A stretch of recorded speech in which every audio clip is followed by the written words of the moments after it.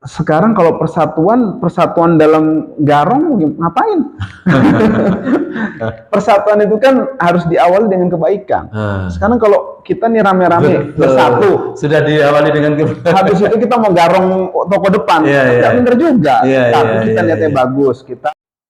Assalamualaikum warahmatullahi wabarakatuh. Waalaikumsalam warahmatullahi wabarakatuh. Alhamdulillah, pada malam hari ini kita bisa bertemu dengan Bang Abdul Aziz SH.MH, ya. Pengacara keren tapi cukup santai gitu ya. Beliau ini bukan pengacara saja, tapi beliau juga sebagai pengamat atau paling tidak ikut pemain lah sepak bola. Lari-lari lah. Jadi kalau kelihatan masih segar ya memang masih muda dan senang olahraga.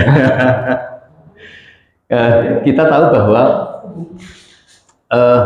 pemilihan ketua PSSI baru selesai, tetapi tentunya kita semua tahu bahwa menyimpan cerita yang sangat dalam sekali, yang sangat seru di dalam proses pemilihan ketua PSSI ini. Mengapa? Karena bayangkan PSSI yang diperebutkan dalam ketuanya ini adalah melibatkan 2 menteri, ya. Ada juga ketua DPD dan ada lagi masih 2 yang lain itu, mungkin nanti Bang Aziz bisa melengkapi itu. Begitu hebatnya, seperti kayak mereka betul-betul ingin memperbaiki persepak bolaan Indonesia sehingga harus berebut menjadi ketua itu walaupun dia sudah menjabat sebagai menteri. Padahal kalau mau konsisten terhadap undang-undang, bahwa Presiden juga pernah mengatakan tidak boleh rangkap jabatan apalagi menteri, termasuk juga dengan terhadap PSSI itu. Artinya kalau konsisten, bakal mereka itu kehilangan jabatan kementeriannya apabila terpilih menjadi PSSI. Tapi mereka seperti tidak menghiraukan itu, nampaknya sudah mendapat restu atau mungkin malah disetting untuk memang supaya memegang itu. Mengapa? Ya, ternyata siapa pemilik klub-klub sepak bola itu ternyata sangat seru sekali. Mungkin Bang Aziz bisa lebih menjelaskan tentang itu daripada saya ya. Saya pikir mungkin ini untuk tahap pertama sudah seru juga kalau Bang Aziz mengungkapkan ini mengapa seseru itu pemilihan ketua PSSI itu, dan nampaknya itu mulus-mulus saja. Apakah memang betul-betul memang kekuatan yang lain tidak ada taranya, atau memang sudah disetting, atau seperti apa melihatnya? Itu dulu Bang Aziz. Iya, terima kasih Om Lim waktu dan kesempatannya. Jadi memang nggak kalah sama ini ya, Liga Champion yang baru bergulir lagi nih. Pemilihan ketua sama pengurus PSSI kemarin. Jadi memang menariknya memang kalau saya pribadi, dan saya yakin insya Allah juga beberapa masyarakat pemerhati juga tahu bahwa memang sudah tahu ini yang bakal jadi ketuanya gitu. Kita sudah tahu lah gitu kan. Gitu. Yang lain cuma penggembira aja lah. Kami sih sudah tahu seperti itu. Jadi arah-arahnya itu bisa dibayangkan, bisa diprediksi gitu kan. Karena mengingat beberapa fakta-fakta yang memang sudah kita sama-sama tahu gitu kan. Yang pertama dari segi kekuatan, dia adalah menteri BUMN kan begitu kan, otomatis jaringan dan juga kekuatan politiknya maksimal. Yang lainnya kan hanya ketua bukan hanya, maksudnya dibandingkan ini kan dia ketua DPD, terus ada juga sekjen PSSI Yunus Nusi, kemudian ada Kemenpora juga kan, gitu. Ada Menpora juga, dan juga ada bekas sekjen dulu kan. Jadi kekuatan politik dan juga jaringannya jauh lah di bawah gitu kan. Kemudian juga dari hitung-hitungan politik yang banyak sampaikan oleh beberapa pengamat bahwa memang ini adalah agenda untuk mengenyampingkan menteri ini untuk jadi salah satu calon dalam konstelasi pencapresan nantinya. Jadi ada gonjangannya ke situlah gitu. Artinya memang kita sudah memprediksi lah insya Allah gitu. Dan terbukti kan seperti itu. Nah justru yang saya mau garis bawahi adalah yang pertama tadi sudah disinggung sama Om Lim bahwa ini jelas melakukan suatu pelanggaran yang jelas administrasi ya. Kemudian juga ada rangkap jabatan ini diatur di pasal 23 Undang-Undang 39 tahun 2008 tentang Kementerian Negara. Jadi memang menteri itu dilarang. Dilarang merangkap jabatan. Nah, saya bicara soal PSSI ini ya berarti sebagai ya pimpinan organisasi yang dibiayai oleh APBN atau APBD. Sedangkan kita tahu sama-sama bahwa PSSI di beberapa kesempatan itu dibiayai jelas oleh APBN dan itu tidak sedikit nilainya gitu kan. Artinya memang di sini sudah jelas pelanggaran hukum. Selain ada apa tadi statement dari presiden kan gitu. Dua Jadi hal artinya maaf, BUMN itu dilarang untuk membiayain semacam kayak PSSI. bukan. Jadi menteri itu dilarang menurut pasal 23 itu ya merangkap jabatan. Oh ya, merangkap jabatan. Kalau jabatannya sebagai ketua RT, sebagai ketua klub bola amatir nggak masalah. Tapi kalau dia merangkapnya sebagai komisaris direksi pada perusahaan negara atau swasta, kemudian juga atau sebagai pimpinan organisasi yang dibiayai oleh APBN atau APBD. Jadi garis bawahnya adalah organisasi itu dibiayai oleh APBN dan APBD gitu loh. Artinya ini secara hukum langgar gitu dan ini sekali lagi menegaskan dugaan kami bahwa pelanggaran hukum ini dijadikan hal yang biasa gitu kan, ala bisa karena biasa gitu, akhirnya dibiasakan gitu kan, dan ini dicontohkan. Yang konyolnya tadi Om Lim juga katakan sebenarnya Pak Presiden sudah melarang itu gitu kan, dan sudah menyatakan secara lisan kan gitu kan, beberapa kali beberapa kesempatan satu jabatan aja nggak selesai, apalagi dua, apalagi merangkap nggak boleh gitu, banyak bertebaran itu. Artinya maksud saya tidak adakah sense of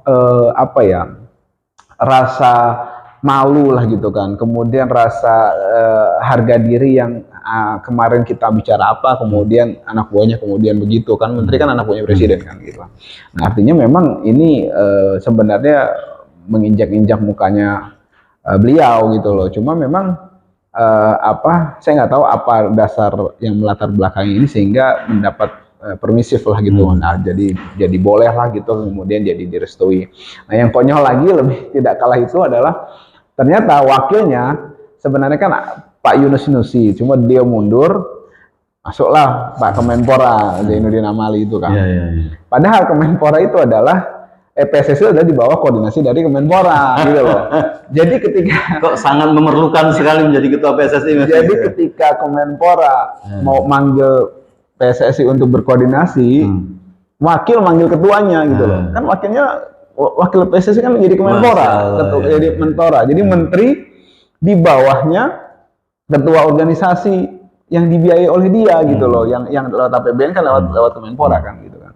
Ini menurut saya dagelan gitu loh, lucu maksud saya. Ya tapi ini fakta nyata gitu kan. Dan lebih aneh lagi nomor 3 adalah ternyata saya dengar Pak Kemenpora sudah mengajukan atau permohonan untuk mundur dari Kemenpora. Loh, dari menteri kok mundur jadi ini kan lucu gitu menurut saya gitu. Ini agak aneh juga ya, ada apa gitu loh. Allahu a'lam lah gitu kan. Maksud saya secara kepantasan tuh aneh gitu loh. Gimana Anda bisa mundur dari jabatan menteri pembantu presiden kemudian untuk suatu organisasi yang notabene juga di bawah koordinasi dia harusnya kan gitu kan. Kan turun jabatan gitu loh. Tapi apa ya, lucu juga ini maksud saya. Kalau dia mundur karena nggak sanggup lain hal ya, tapi kalau dia mundur habis itu tempatin jabatan lainnya yang di bawah dia, itu kan menurut saya lucu gitu kan. Sebelum melanjut ke yang lebih runcing lagi, mungkin saya perlu sampaikan, kemarin saya mau wawancari namanya Pak Sarman.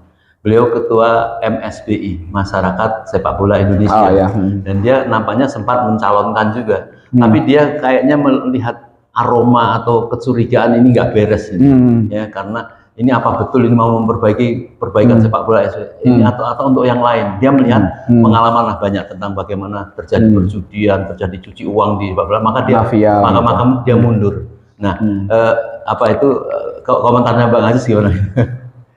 Ya sebenarnya kalau saya tidak dikotomikan ya, tapi memang mafia itu di olahraga, apalagi di sepak bola yang melibatkan perputaran uang yang cukup besar gitu kan, dan animo masyarakat yang kan ini kan orang hobi, orang animonya besar gitu kan. Artinya memang ini cuannya juga lumayan. Satu itu. Yang kedua potensi untuk nyari dukungan. Lihat di stadion tuh nggak pernah kosong kan, penuh terus apalagi kalau big match kan gitu kan. Dan masyarakat Indonesia itu memang ini apa sih haus hiburan terutama soal sepak bola ini gitu kan. Jadi animo stadion itu penuh terus. Jadi itu menggiurkan sekali buat orang-orang yang memang melihat sesuatu hal menarik, memperhitungkan jumlah massa ya, jumlah massa, pamor, popularitas, kemudian uang di situ berputaran. Nah, itu dikoneksikan dengan beberapa bisnis yang mungkin Om Lim lebih paham lah dibanding saya soal bisnis itu kan. Nah, artinya tentu saja itu melibatkan banyak hal ya dan banyak kepentingan dan kemudian itu menghalalkan segala cara, kemudian membuat berbagai rekayasa, menghalalkan segala cara tadi yang kita kenal mafia itu. Nah, itu menurut saya bukan cuma di lokal, di dunia juga kita tahu tidak lepas dari judi. Sponsor judi kan banyak tuh kan. Nah, mereka mensponsori pertandingan, kemudian juga turut mensponsori beberapa organisasi sepak bola juga gitu kan. Dan juga pasti itu tidak bisa dilepaskan. Judi kan ada apa ada orang bandar mau rugi, pokoknya untung kan. Nah, bagaimana bandar itu punya kepentingan di situ kan berartinya. Nah, ini terkorelasi sehingga jadi satu jaringan mafia yang cukup kuat yang kita sama-sama tahu bahwa ini eksis gitu loh. Faktanya sederhana aja, sponsor judi itu kan banyak di beberapa liga di dunia kan, terutama liga yang top lah gitu kan, dibawakan dari FIFA gitu. Artinya memang ada campur tangan itu juga, dan yang dikatakan Bapak tadi pemerhati sepak bola itu betul, memang dugaan kuat, dan saya sih ragu kalau misalnya kita mau clean and clear seperti harapannya gitu kan, lepas dari ini, kecuali memang ada langkah ekstrim gitu. Itu sih. Kita tahu bahwa ternyata pemilik-pemilik klub-klub sepak bola itu adalah ternyata memang orang-orang dan perusahaan-perusahaan yang nampaknya terlibat dan mendukung semua dalam terpilihnya si Erick Thohir. Iya, dia didukung banyak. Kan ada kecurigaan jangan-jangan ini memang sudah ada semacam kekompakan di dalam melanjutkan persepak bola itu penuh dengan apa itu euforia, judi lah dan lain sebagainya itu. Mungkin Pak Abdulaziz punya informasi tentang perusahaan-perusahaan misalnya yang terlibat di dalam apa itu memiliki apa itu klub-klub sepak bola itu. Ya, dari media-media yang saya baca sih ya, saya juga baca dari beberapa informasi dari media kan.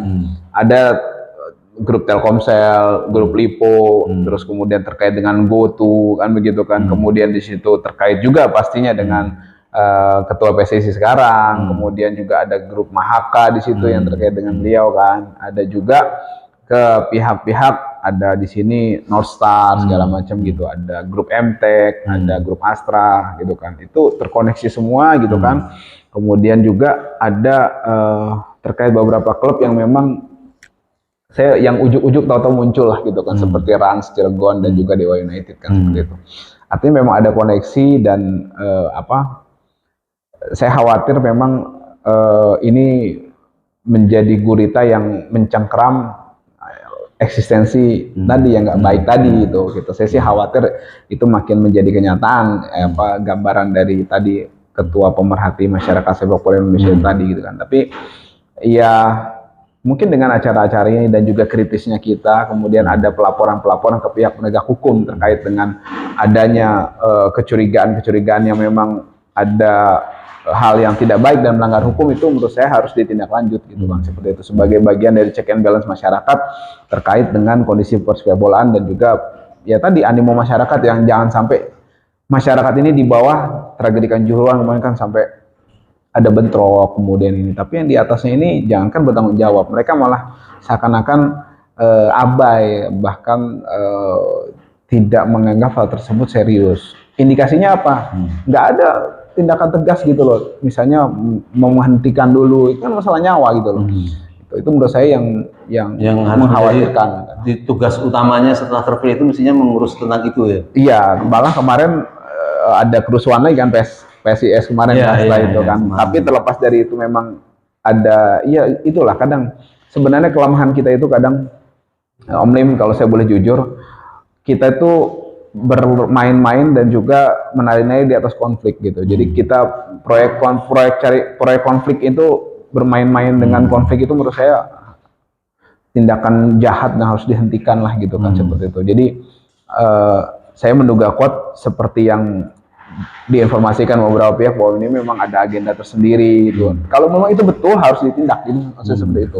Jadi nggak boleh kita itu tidak suka dengan atau tidak sanggup berkompetisi tapi kemudian bermain-main dengan konflik tadi gitu kan. Artinya orang-orang ini kan, rakyat ini kan dikorbankan kan, ada nyawa, ada darah, ada keringat, air mata, ada harta mereka gitu kan. Nah itu menurut saya cara-cara mafia seperti itu harus dihentikan. Saya sepakat kalau ketua PSSI mau menghentikan, tapi ya konsisten gitu kan, seperti itu. Tapi kalau hanya lip service belaka, ya saya khawatir itu akan membuat gurita mafia tadi akan makin mencengkram.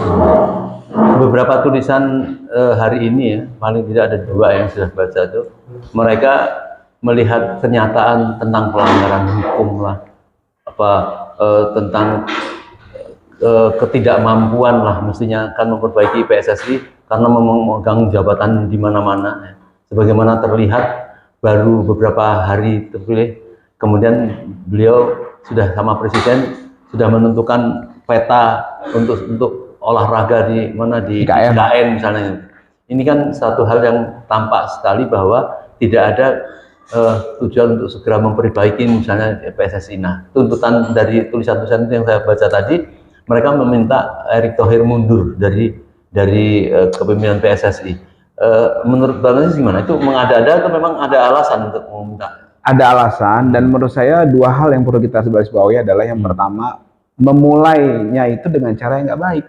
Dengan cara melanggar pasal 23 Undang-Undang Kementerian Negara tadi.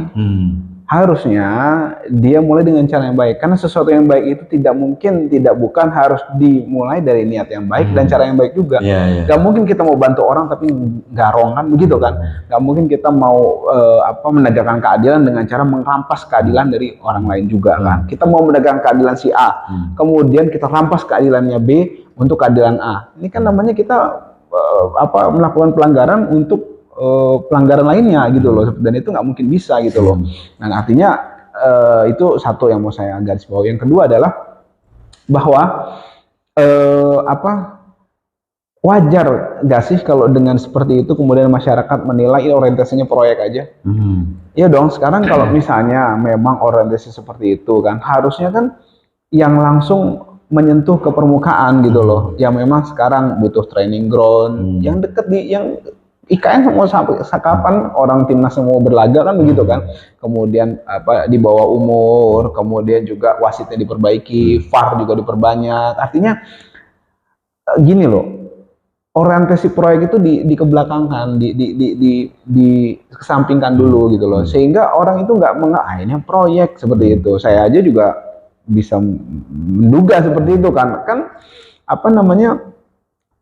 ada hal-hal itu yang memang bisa kalau tulus dari hati gitu kan, memang untuk ingin perbaikan harusnya kan memang konkret dan juga langsung dinikmati gitu kan. Saya bukan bicara prosesnya instan, bukan, tapi maksudnya bisa langsung dinikmati. Kemudian juga ya letakkan jabatan biar nggak nangkap, biar fokus gitu loh. Sekarang gimana kita bisa mempercayai seseorang bekerja maksimal kalau dia aja masih banyak tanggung jawab gitu loh. Kan urusan Kementerian BUMN itu kan luar biasa kan gitu. BUMN kita ada berapa gitu loh. Habis itu urusan ini juga. Maksud saya nggak akan fokus. Oh, kita kan punya wakil, punya ini. Loh, Anda kan tanggung jawab. Apa kerjaan wakil Anda bisa tanggung jawab nanti? Kan nggak mungkin. Mau nggak mau tuh harus tahu, harus supervisi, harus punya ide. Banyaklah tugas seorang pemimpin gitu. Nggak gampang gitu loh. Artinya itu amanah gitu loh maksud saya. Jadi wajar aja ketika banyak orang tadi pesimis dan juga bahkan minta mundur karena memang nggak rasional gitu loh, kayak nggak ada orang lain aja. Iya, kayak nggak ada orang lain aja. Nah, berarti ada kemungkinan juga ya, kalau tuduhan-tuduhan orang ini bukan sekedar Erick Thohir menginginkan itu, tapi bisa juga ditugaskan pokoknya kamu harus pegang ini karena ini banyak hal-hal yang kira-kira tadi sepak bola itu menggiurkan di Indonesia. Kenapa? Satu, animonya besar. Lihat di stadion nggak pernah kosong kan, penuh. Itu kan sumber. Kalau di situ kita bisa manfaatkan lewat tiketnya, lewat apa namanya suara mereka untuk konstelasi politik, kontestasi politik nanti gitu kan 2024 itu kan lumayan. Kalau kita berpikir ke sana ya, kemudian kita bisa bermain di situ, ada banyak anggaran yang bisa kita maksimalkan, kemudian di situ ada apa namanya iklan, itu kan cuan semua gitu loh. Maksud saya kalau orientasinya ke sana udahlah. Percuma karena kita berharap ke kanan, ini orang-orang ke kiri gitu loh. Artinya apa? Nggak nyampe, nggak nyambung gitu loh, nggak bakal ketemu gitu kan. Kecuali apa? Rubah tadi ekstrim, yang kanan, yang kiri di stop, semuanya ke kanan. Itu artinya sejalan sama masyarakat yang rasional aja gitu loh, maksud saya. Yang langsung menyentuh ke substansi gitu kan. Dan maksud saya konkret juga hasilnya gitu kan, yang memang bisa dinikmati. Masyarakat ngeliat sederhana. Wasitnya jujur, kan begitu kan. Kemudian tidak ada kecurangan, adil. Kemudian permainannya bagus.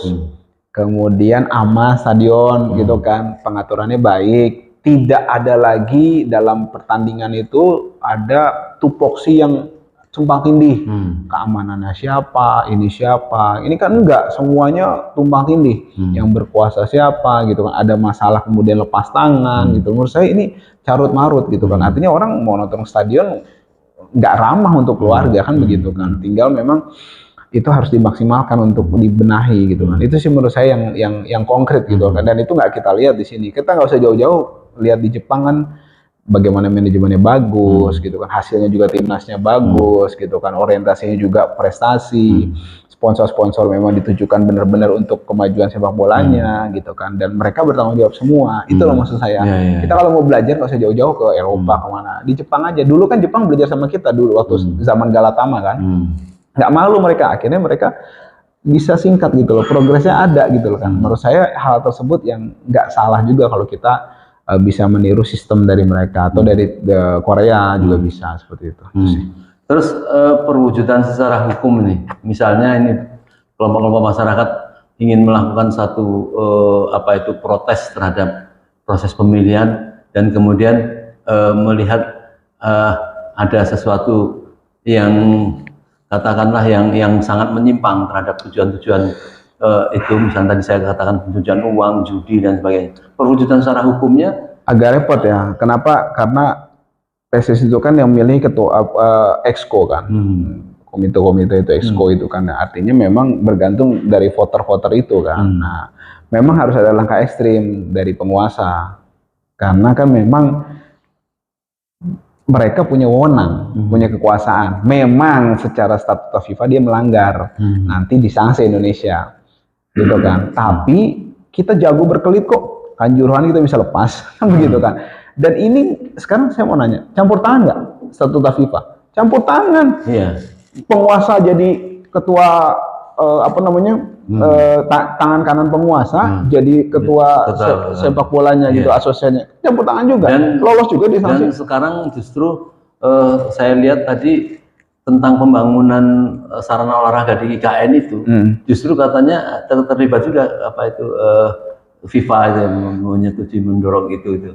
Iya, jadi memang apa namanya langkah ekstrim itu harus diambil. Tinggal memang kita harus berkomunikasi baik dengan FIFA gitu kan. Cuma ya butuh ekstra lah gitu kan, karena memang ini kan lagi-lagi ada goodwill nggak dari penguasa gitu kan, atau mau membiarkan ini sebagai jaringan yang memang nggak ingin diberantas gitu loh. Seperti itu sih maksud saya. Menurut Bang Aziz ini ada dua orang melakukan satu protes ya terhadap hasil kepemilihan PSSI ini. Mungkin dianggap satu, Erick Thohir mungkin dianggap kurang profesional dan kurang pas, atau terlalu banyak jabatan yang dia jadi tanggung jawabnya, kok masih memegang PSSI.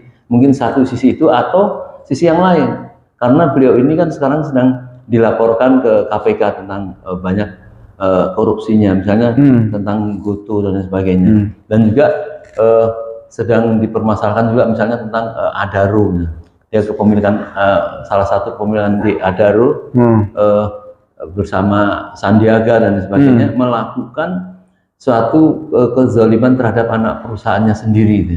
Dan banyak kasus-kasus yang terlibat di situ, Erick Thohir di dalam kasus ya tidak berbuat keadilan itu apa hal itu yang ditolak masyarakat kira-kira karena memang khawatir PSSI tidak tertangani dengan baik atau sosok yang terpilih itu dianggap tidak bersih. Yang jelas yang pertama memang tadi ada rangkap jabatan sesuai pasal 23. Kemudian kalau kita mau fair sesuai dengan statuta FIFA gitu kan, itu kan bentuk intervensi penguasa masuk ke dalam lingkup sepak bola federasi yang harusnya bebas dari campur tangan penguasa. Gimana kita bisa katakan itu bebas dari campur tangan? Orang dia ada di situ.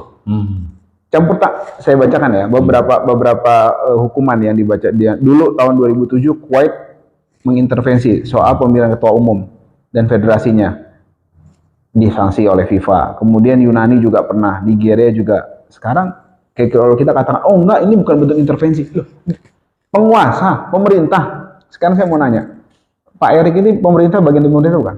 Pemerintah. Kemudian dia masuk ke ketua PSSI, intervensi bukan? Logika aja maksud saya gitu kan. Jadi maksud saya jangan kita itu beranasir-anasir yang terlalu jelimet.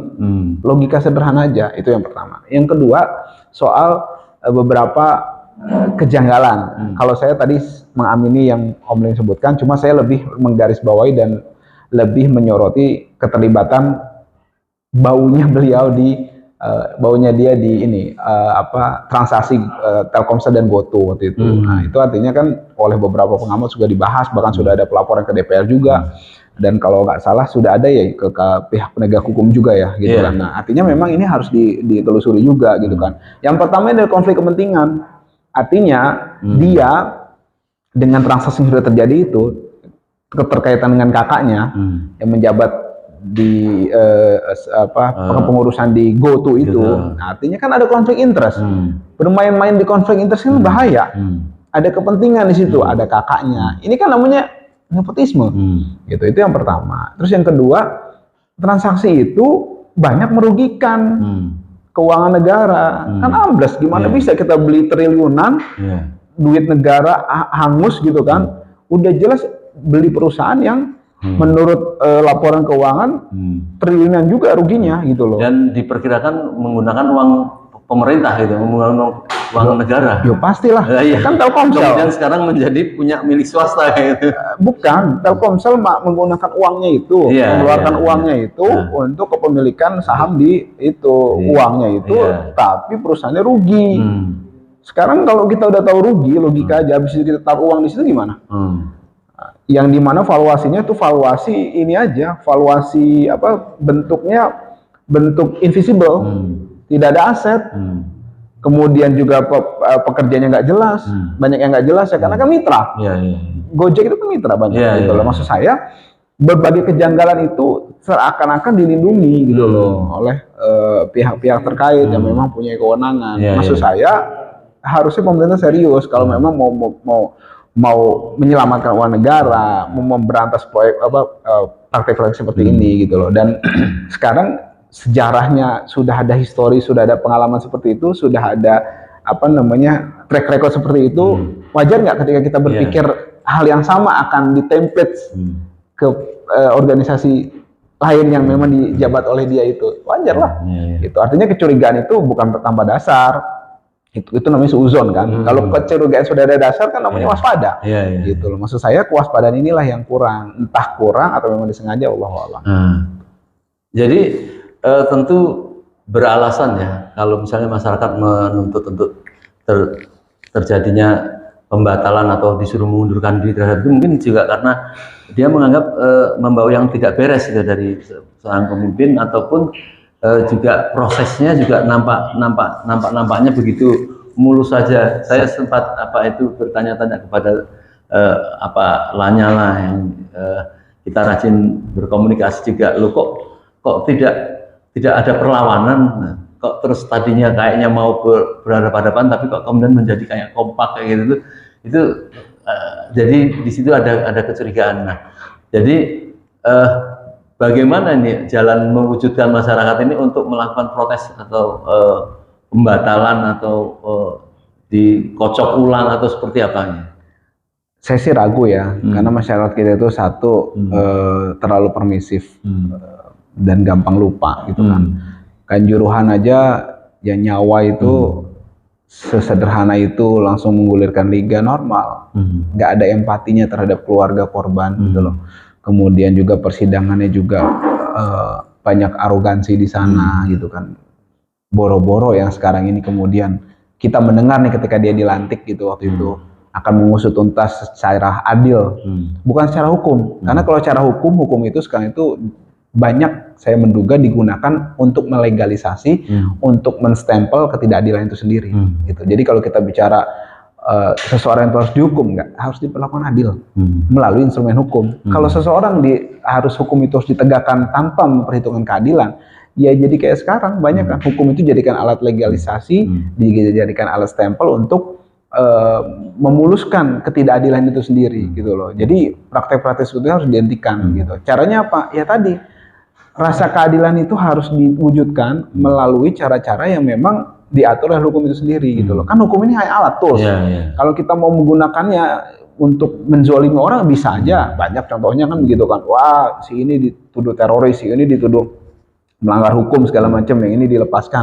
Ini kan hukum bukan nggak ditegakkan. Cuma nggak adil gitu loh. Nah, artinya memang menurut saya hal tersebut harus mendasari tiap kebijakan yang mau diambil gitu loh. Kemudian lagi-lagi di sini Om Lim saya tegaskan peran penguasa presiden terutama ini sangat besar. Oleh karena itu gimana pun juga memang presiden harus mendengarkan suara rakyat dibandingkan suara yang lain-lainnya sekelilingnya. Karena saya khawatir memang asal Bapak senang ini udah mulai lagi gitu kan, bukan cuma zaman Orde Baru gitu loh. Nah itu menurut saya harus didengarkan suara-suara netizen, suara rakyat ini gitu kan, dan dilaksanakan dengan benar juga gitu loh. Jangan mempercayakan pada orang-orang yang salah gitu. Jadi mengapa dia mulus menjadi ketua PSSI ya seolah-olah begitu ya? Yang jagoan ternyata bukan elektornya ya, presidennya yang jagoan. Om Lim yang ngomong. Kan jagoan itu positif. Oh iya, jagoan selalu menang ya. Iya, jagoannya selalu menang gitu. Betul. Nah, tapi menangnya di dunia, Pak. Ini yang ngomong Ustadz ya. Terakhir nih, sebagai penggemar sepak bola, yang pengamat juga tentunya. Apakah kalau ini terus tanpa koreksi, ya, karena tidak ada yang meminta secara masif untuk membatalkan ini, apakah dunia persepak bolaan tadi akan bisa tetap maju? Nggak ada hubungannya dengan proses seperti ini, atau itu hal yang terpisah? Sebenarnya bisa aja, tapi asal tidak akut. Contohnya, Nigeria itu lumayan maju loh, padahal korupsinya luar biasa. Jadi saya punya fakta, nggak semua negara yang hancur pengelolaannya ya, saya bilang gitu kan. Misalnya korupsinya di mana-mana gitu kan, seperti Nigeria, Kamerun tuh. Mbappe itu mau masuk Kamerun dimintain uang nggak sedikit, makanya dia masuk Prancis.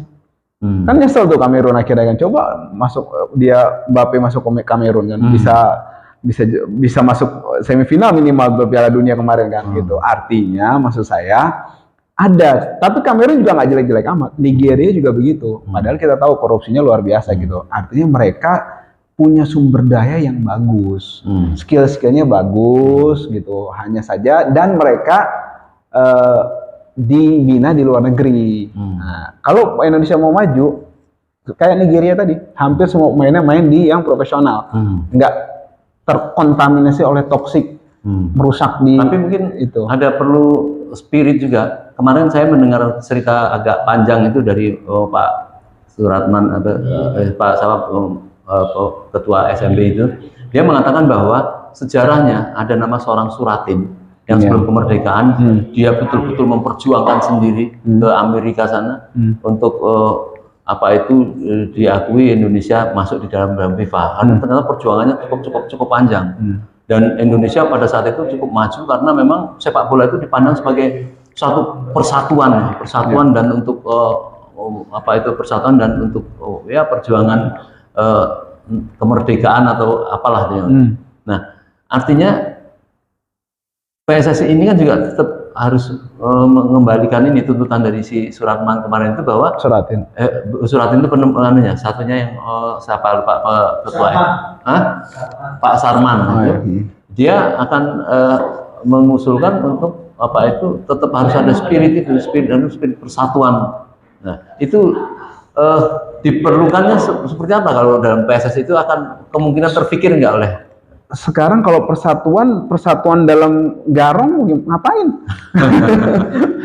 Persatuan itu kan harus diawali dengan kebaikan.